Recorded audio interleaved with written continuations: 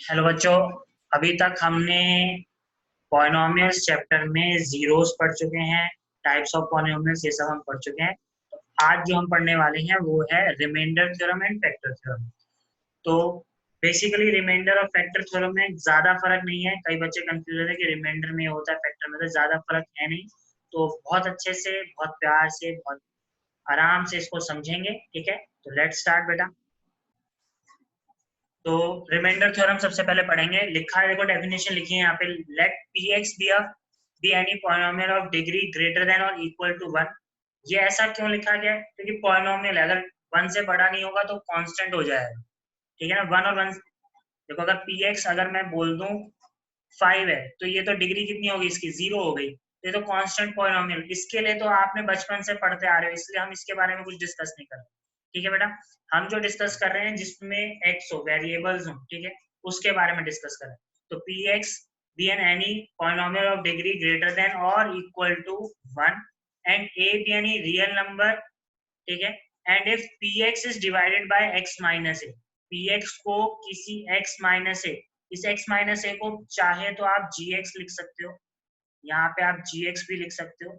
ठीक है, then the remainder is equal to P A, तो जो रिमाइंडर आएगा वो पी ए के बराबर होगा।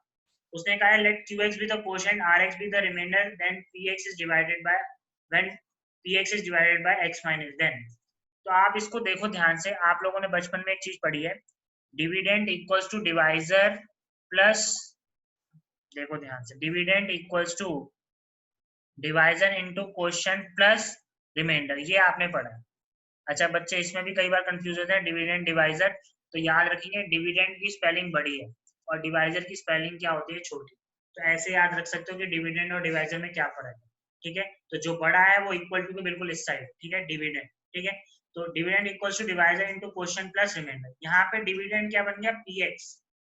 पी एक्स को डिवाइड कर रहे हैं ना बेटा, पी एक्स को डिवाइड कर रहे हैं, किससे डिवाइड कर रहे हैं बेटा, जी एक्स से। तो डिवाइजर मेरा क्या बन गया, G X, quotient Q X बोल रहा है बेटा, और remainder R X. Remainder R X बोला जाए या आर, ये मैं अभी आपको समझाऊंगा आर पे क्या डिपेंड करेगा, ये आप लोग पढ़ते भी आए हो, तो ऐसा सच कोई बड़ी बात नहीं है। पर अभी हमने बस वही चीज सेम टू सेम, जो dividend equals to divisor into quotient plus remainder होता है, वही एक पॉलिनोमियल के लिए लिख दिया।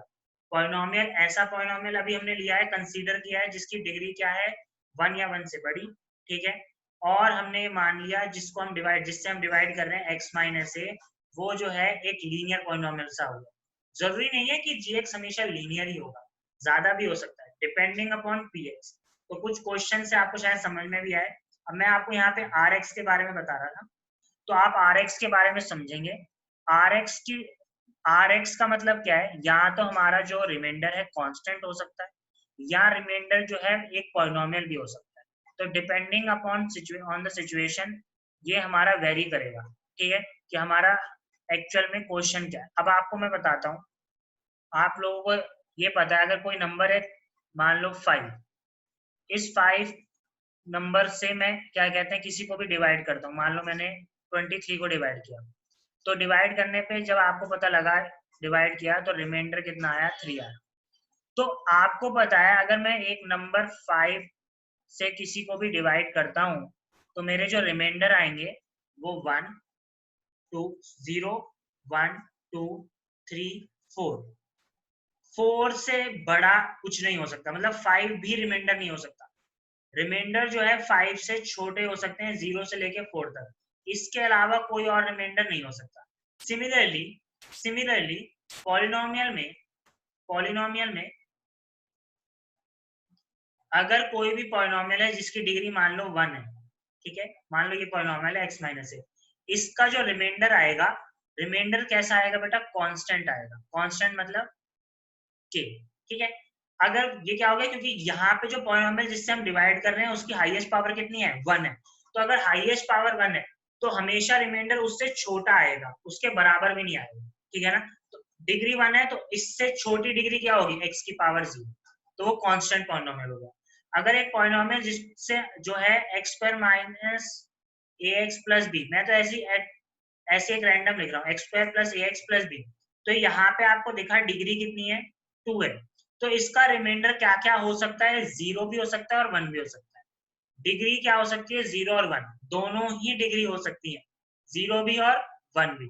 तो डिग्री आपको ये याद रखना है, यहाँ पे अगर मतलब मेरा रिमाइंडर या तो कांस्टेंट हो सकता है या वो ऐसा हो सकता है x प्लस कुछ c टाइप का, कुछ भी हो सकता है, मतलब जरूरी नहीं है x या kx प्लस c भी हो सकता है, वो कोई दिक्कत नहीं है।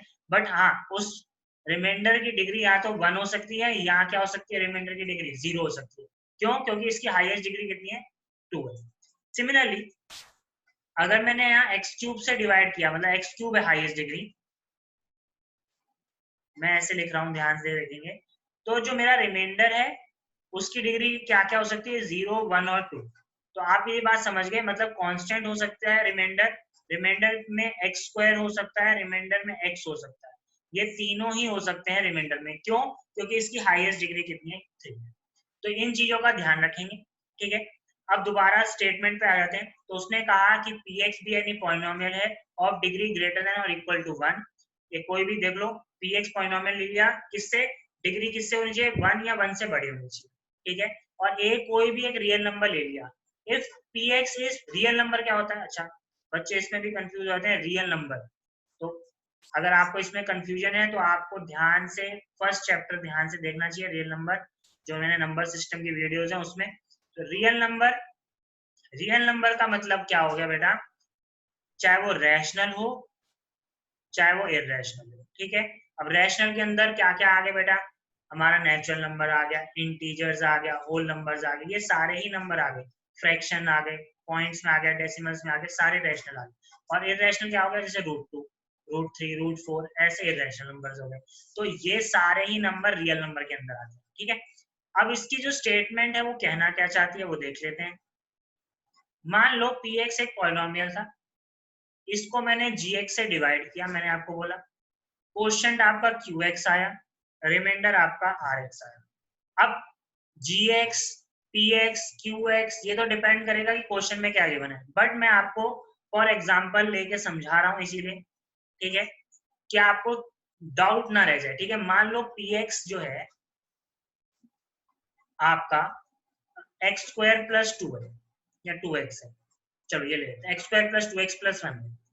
और क्यू जी एक्स जो है जिससे हमें डिवाइड करना है वो मेरा x प्लस 1 है, मान लो ये, ठीक है, x प्लस 1 है। अब कहता है px को जब मैं gx से डिवाइड करता हूँ तो रिमाइंडर क्या आता है। तो लेट अस सी, कुछ रिमाइंडर आता है, नहीं आता, 0 आता है, 1 आता है, क्या आता है हमें नहीं पता। हमने क्या किया, जो भी gx गिवन होगा, जो भी gx गिवन होगा वो लिखा, और इस gx को इक्वल्स टू 0 लिखेंगे। इस gx को क्या लिखेंगे, इक्वल्स टू 0। तो यहाँ से क्या आया, x प्लस 1 क्या हो गया, 0, x कितना हो गया बेटा, -1, x कितना हो गया, -1। अब ये x की वैल्यू जो -1 आई है, ये हम इसमें डाल देंगे, जहां जहां x है, जहां जहां x है वहां पे x की वैल्यू क्या डाल देंगे बेटा, हम -1। तो ये बन गया हमारा p of -1 equals to -1 square plus 2 into -1 plus 1। तो ये कितना आ गया, किसी भी नेगेटिव का स्क्वायर पॉजिटिव ही आएगा और 1 का स्क्वायर 1 ही होता है। यहाँ पे हमारा क्या हो गया, 2 इंटू -1 -2 प्लस 1। तो ये आप देखोगे 0 आ रहा है, p ऑफ -1 कितना आ रहा है, 0। तो कहने का मतलब, अब आपको यहाँ से दिखेगा कि यहाँ पे कोई भी डिजिट ले लो, x प्लस 1, ठीक है, मैंने यहाँ पे x प्लस a ले लिया या x माइनस a ले लिया, तो आपको ये दिखेगा जो रिमाइंडर आएगा वो क्या आएगा, या तो p ऑफ a आएगा और p ऑफ माइनस a आएगा। देखो p ऑफ a इसके लिए हो गया, इसके लिए क्यों हो गया, क्योंकि जब मैंने x माइनस a को 0 रखूंगा तो x की वैल्यू कितनी आएगी, a, और p ऑफ माइनस a ये हो गया, इसका रिमाइंडर होगा। तो ये ध्यान देंगे। तो हम रिमाइंडर के लिए अगर बोले, जैसे ये px है, rx है, qx है और gx है, qx है और rx है, तो हमारा जो रिमाइंडर है वो क्या होगा, जो भी हमारा gx की वैल्यू दी होगी। फॉर एग्जाम्पल मैं जर्नल बता रहा हूँ, px equals to gx into qx plus rx। तो मैं ये बोल रहा हूँ, अगर मेरा gx एग्जाम्पल के तौर पे x माइनस a है, तो मेरा जो रिमाइंडर होगा वो p ऑफ a के बराबर होगा। रिमाइंडर जो होगा वो किसके बराबर होगा बेटा, p ऑफ a के। यहाँ मैंने x क्यों लिखा है, क्योंकि ये रिमाइंडर है। आप थोड़ा सा इसको r, ये x हटा भी सकते हो, क्यों, क्योंकि यहाँ पे देखो डिग्री gx की कितनी है, 1 है, तो रिमाइंडर एक कैसा होगा, कांस्टेंट होगा। अब बच्चे कहेंगे सर अगर 2 से ज्यादा होते तो gx ऐसा ना होता, gx ऐसा भी तो हो सकता है, x माइनस ए इंटू एक्स माइनस बी। तो हाँ, हम क्या करेंगे, इन दोनों से अलग अलग हम निकाल सकते हैं, एक बार a से और एक बार b से अलग अलग रिमाइंडर आएंगे। अगर रिमाइंडर होगा, जैसे मान लो कोई कांस्टेंट वैल्यू आई, तो यहां से हमें पता लग जाएगा, हम px में, जैसे मान लो एक क्वेश्चन देख लेते हैं और अच्छे से समझ में आएगा। मान लो x square minus 2x plus 3 है, ये मेरा px है, ठीक है बेटा। और मैंने एक बार इसको बोला gx मेरा x माइनस 1 और x माइनस 2 है, ये मेरा gx है। तो यहां से मैंने कहा gx को 0 रखते हैं, तो x माइनस, जैसे जीरोस निकालते थे, वही कंसेप्ट है, जो जीरोस निकालने का कंसेप्ट था वही हमने यहाँ पे किया, यहाँ पे रखा 0, तो यहाँ से x की वैल्यू कितनी आ गई, 1। इस 1 को हमने यहाँ डाला, तो हमारे पास 1 माइनस 2 प्लस 3। तो आप देखेंगे यहाँ पे जो हमारे पास आंसर आ रहा है, रिमाइंडर कितना आ रहा है, 2। रिमाइंडर कितना आ रहा है, 2। मतलब p ऑफ 1, p ऑफ 1 कितना आ रहा है, 2। ये हमारा रिमाइंडर हो गया जब p, x की वैल्यू कितनी थी, 1। अब x की वैल्यू 2 डाली हमने, x की वैल्यू कितनी डाली बेटा, 2। तो ये आ गया 4 माइनस 2 इंटू 2 प्लस 3। तो आपको देखेगा 4 माइनस 4 0 हो गया, और प्लस 3 मतलब 3। और p ऑफ 2 की वैल्यू कितनी आ रही है, 3। p ऑफ 2 की वैल्यू कितनी आ रही है बेटा, 3। तो इससे क्या पता लग रहा है कि हमारा जो फंक्शन, जब भी हमने फैक्टर्स को डाला, ठीक है, 0 के इक्वल रखने के बाद 1 डाला, 2 डाला, उसके लिए पर्टिकुलर रिमाइंडर आ रहा है, ठीक है। अब फर्दर जब हम आगे करेंगे तो मैं आपको ये भी समझाऊंगा कि कभी अगर बाय चांस, देखो स्कूल एग्जाम्स में तो नहीं, बट हाँ कॉम्पिटिटिव में आपसे ऐसा पूछा जा सकता है, ये दोनों आपके क्या कहते हैं, नंबर है, ये आपका पॉलिनोमियल है, तो एक्चुअली में रिमाइंडर क्या है, एक्चुअली में रिमाइंडर क्या है, 3 है कि 2 है या कुछ और है। तो ये भी क्वेश्चन आ सकता है, तो ये हम समझेंगे, वो मैं आपको बाद में बताऊंगा। पर अभी हम बस ये समझ रहे हैं कि हमें रिमाइंडर निकालना है कैसे, ठीक है बेटा। तो बिल्कुल स्टेटमेंट पे पहुंच गए, और स्टेटमेंट में अब मैं कुछ चीजें आपको अगर बताऊं, अगर रिमाइंडर 0 हो गया ना, अगर रिमाइंडर 0 हो गया, तो एक्चुअली में वो फैक्टर बन गया, एक्चुअली में वो फैक्टर बन गया। जैसे हम यहाँ पे देखें, जो मैंने क्वेश्चन आपको अभी कराया, यहाँ पे x square plus 2x plus 1, यहाँ पे रिमाइंडर कितना आया, -1 आया, ठीक है।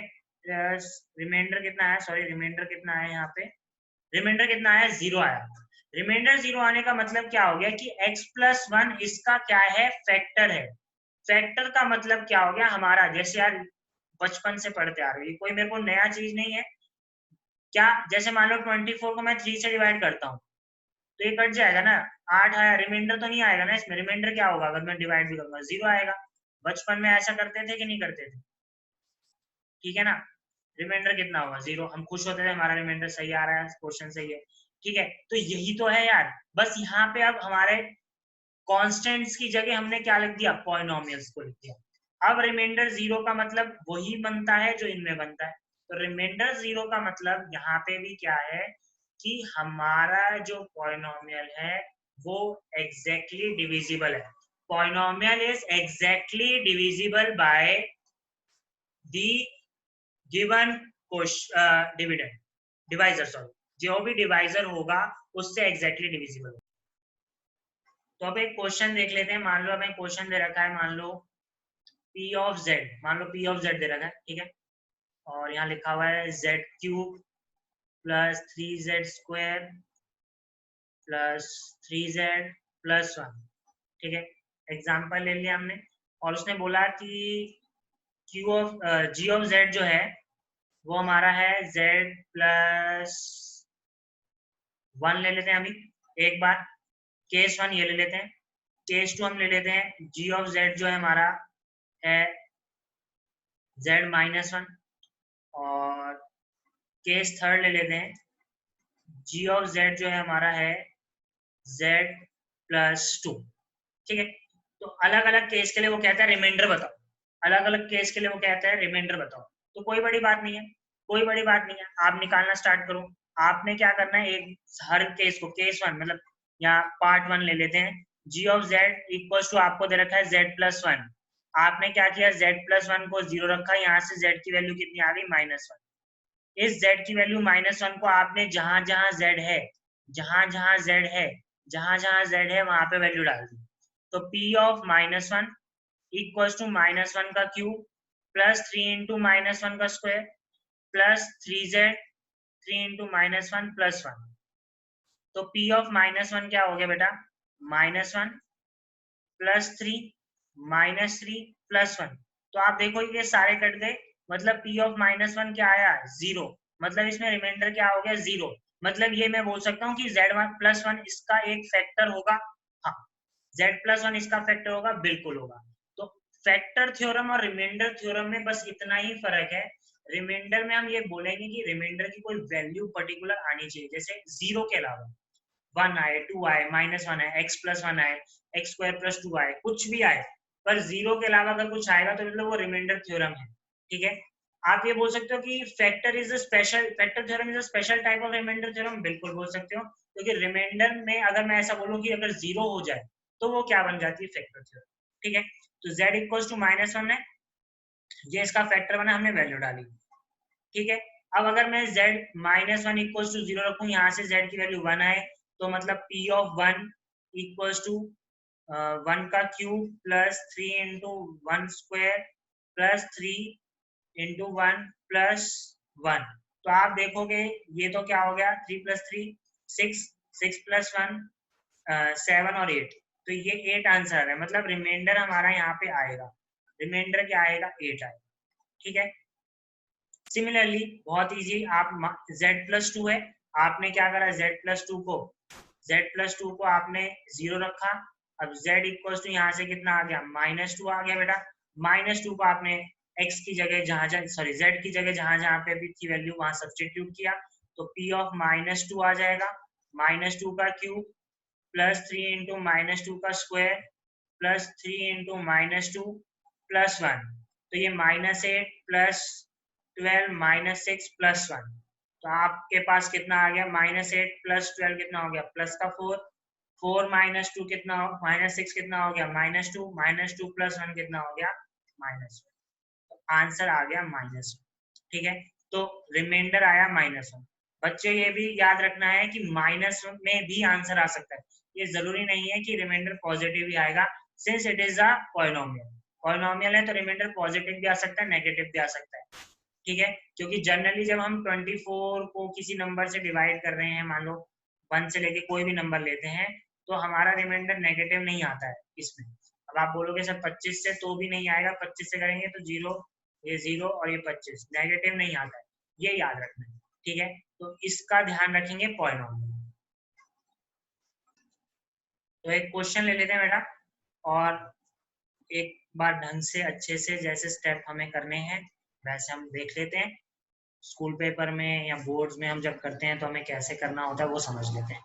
तो आप देखो ध्यान से, इसमें क्या लिखा हुआ है, find the remainder when fx is divided by x minus 2 by using remainder theorem and verify by actual division। actual division आप लोगों ने 8th क्लास में किया है, वही चीज हमें यहाँ करनी है। तो अगर नहीं, अगर 8th में अभी आपको समझ में आया तो आप यहाँ पे समझ सकते हैं। ठीक है, तो सबसे पहले तो आपने लिखा कि हमारा जो fx है वो कितना है, x की power 4 minus three x square plus 4।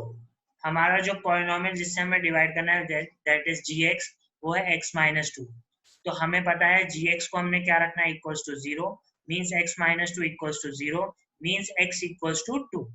तो हमें x इक्वल्स टू टू रखा। अब हमने f ऑफ टू निकाला, जहां जहां x की वैल्यू x है वहां पे हमने क्या रखना है, यहाँ पे टू। ठीक है, किसमें, जो भी हमारा क्या है, डिविडेंड है। ठीक है बेटा, तो हमने टू रखा, यहाँ पे कितना है, टू की power 4 minus three into two की पावर 2 प्लस 4। तो यहाँ पे कितना आ गया, टू की पावर 4 कितना होता है बेटा, 16 माइनस 12। मैं डायरेक्ट लिख रहा हूँ, ध्यान से देखेंगे, 3 इंटू 4 कर दिया। ठीक है ना, 3 इंटू 4, ये सिर्फ 2 पे स्क्वायर है, 3 पे नहीं है, ध्यान देंगे, 2 का स्क्वायर है। तो यहाँ पे कितना आ गया, माइनस 12 प्लस 4। तो आप देखेंगे 4 प्लस 4 8, हमारा f ऑफ टू मतलब रिमाइंडर रिमाइंडर क्या आएगा 2। कब आएगा ये रिमाइंडर 2? जब मैं इस पॉलिनोमियल को इससे डिवाइड करूंगा। फिर से कि जब मैं fx को gx से डिवाइड करूंगा तो रिमाइंडर हमारा कितना आएगा 8 आएगा। ठीक है, f of 2 equals to 8, reminder कितना आएगा 8, दिस इज रिमाइंडर। अब इसको कहता है वेरीफाई बाय एक्चुअल डिवीजन।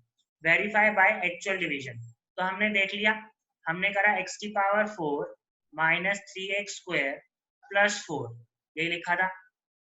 ठीक है, और हमें किससे डिवाइड करना है? x माइनस 2 से करना है बेटा, x माइनस 2 से डिवाइड करना है, x माइनस 2 से डिवाइड करना है। ठीक है, हमने लिखा। अब आप लोगों को मैं बता देता हूँ जिनको नहीं आता, 8 में थोड़ा वीक रह गया किसी भी कारण से, तो एक सिस्टम कैसे हम डिवाइड करते हैं वो याद रखेंगे।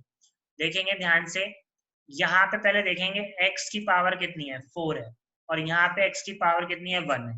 तो पहले तो x क्यूब से मल्टीप्लाई करना पड़ेगा। इस x को x क्यूब से मल्टीप्लाई करूंगा, ध्यान देंगे, इस x को जब x क्यूब से मल्टीप्लाई करूंगा x की पावर 4 आएगा।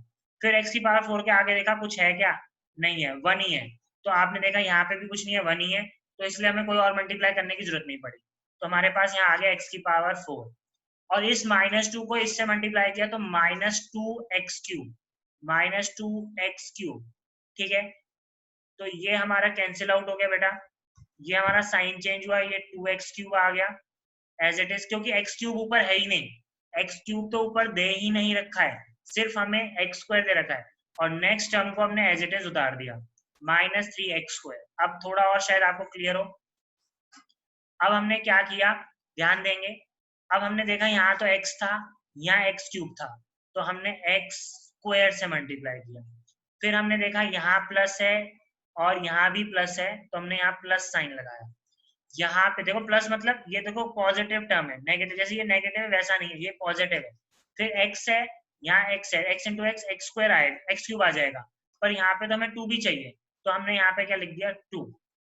ठीक है, तो ये आ गया 2x क्यूब। इस पूरे को एक्चुअली में इससे मल्टीप्लाई किया जाएगा। देखने के लिए हमें पहली टर्म को देखना होता है। ठीक है, x into 2x square 2x cube, -2 into -2 square, तो कितना आ जाएगा बेटा 4x स्क्वायर।